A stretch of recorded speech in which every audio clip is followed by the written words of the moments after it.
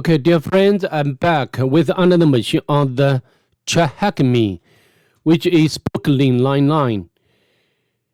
Yeah, I already spawned the machine earlier. This is the IP address of the target. Although this machine is, at the beginner level, however, I'd like to showcase and demonstrate the entire methodology to do the pen testing. Before we start today's journey, if you don't mind, please subscribe to my channel and leave a like below. This will help me very, very much. So without further ado, let's just get started. We can switch over to the Kali Linux. As you can see, maybe I can make the terminal to be a little bigger so you can see what's going on. So I did the map earlier, and with option like sync scan, version scan, and the default script scan. From the map scanning results, as you can see over here, the three open ports. The first one is 21, which is running FTP service, and also the version information. And the script scan tell us this target allows anonymous login. Later we can check it manually. The second one is 22, which is running SSH service and also the actual version information. As we know, this version doesn't have any vulnerability. So in this episode, I will not waste time to look for the vulnerability for this version. The last one is 80, which is running HTTP service. And also the version information, which is Apache 2. So, as I mentioned in the other videos, if you can follow along my channel, the information enumeration is most important. In this case, we can, based on the map scanning results, we can do the furthermore enumeration. For example, the first thing we can check whether this version of VSTPD has vulnerability. And we can use the search sprite utility and the version, the software or application VSFTPD, and the version number. Let's press enter. Except this remote DOS or denial of service, there is no other exploit or vulnerability for this version. Of course, this is not what we are looking for. So what we are going to do next, as I mentioned in the other videos, so I suggest you follow along my channel. I have already done so many machines on the Tryhackme, Hexbox, and also the Van Hub.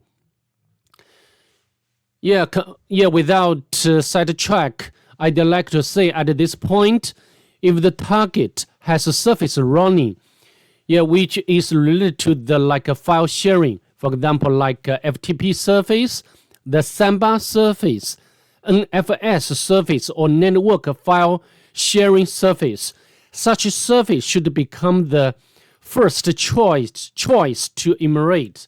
In this case, is FTP service. So now we can log in to the target.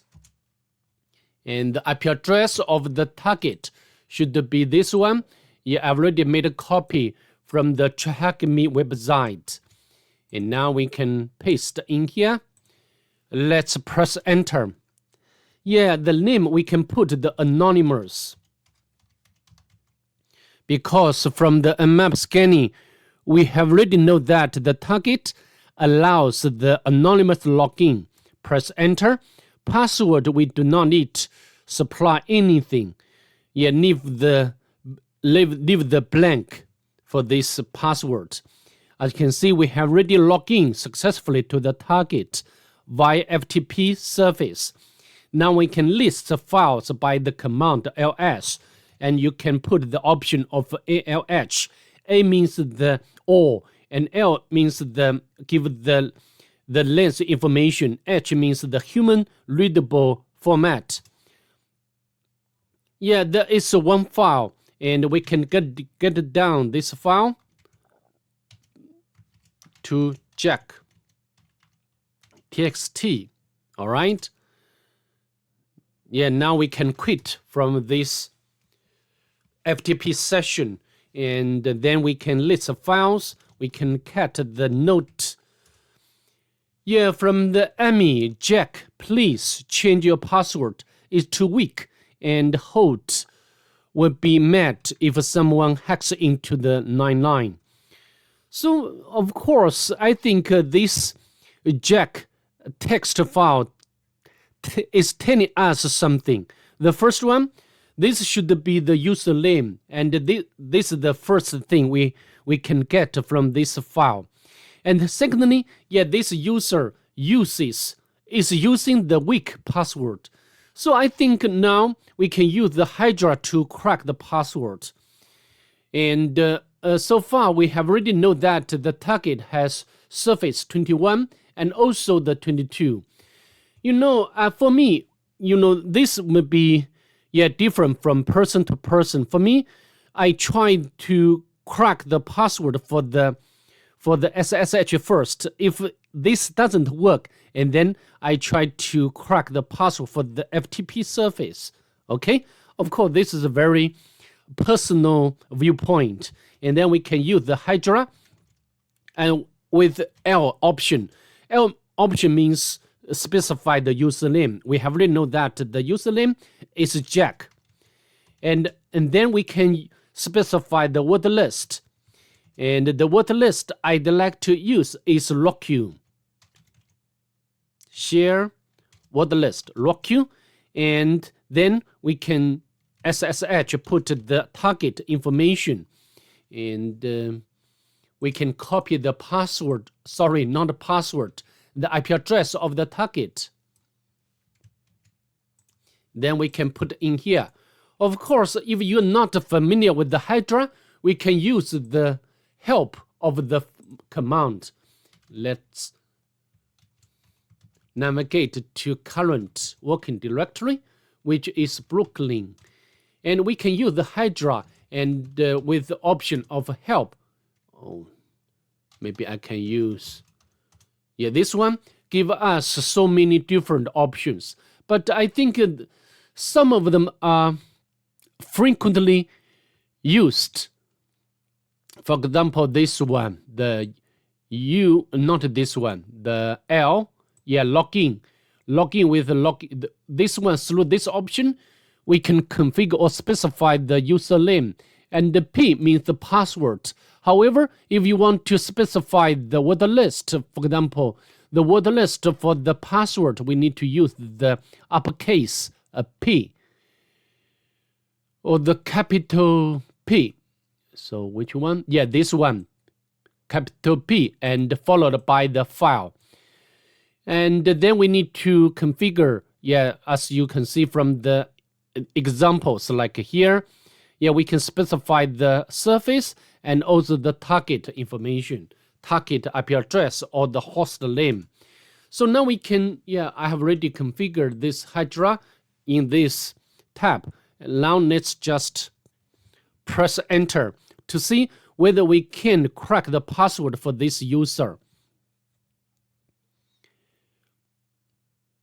Because this machine is beginner level. As you can see, we have already got the password. Of course, this password is very, very simple. In the real practice, you cannot encounter so simple password in most of the case. So now we can use the SSH to log into the target to the target and the username and the password. It should be the IP address of the target.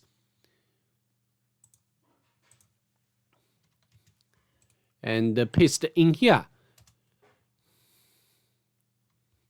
Are you sure you want to continue connecting the fingerprint?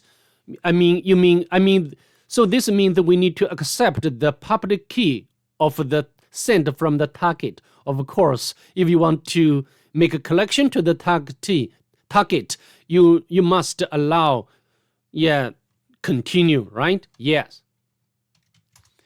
And then we can put the password. I don't want to type in. Just use the copy and paste away.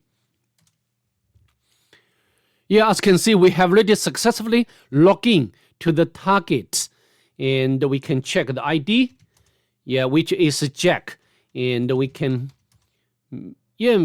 so I think we do not need to retrieve the user flag. And then we can cut out the bash history.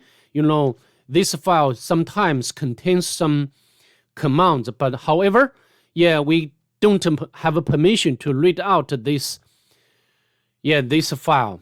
Anyway, now we can we can go to the home directory to see whether there is any other user like Holt and Emmy.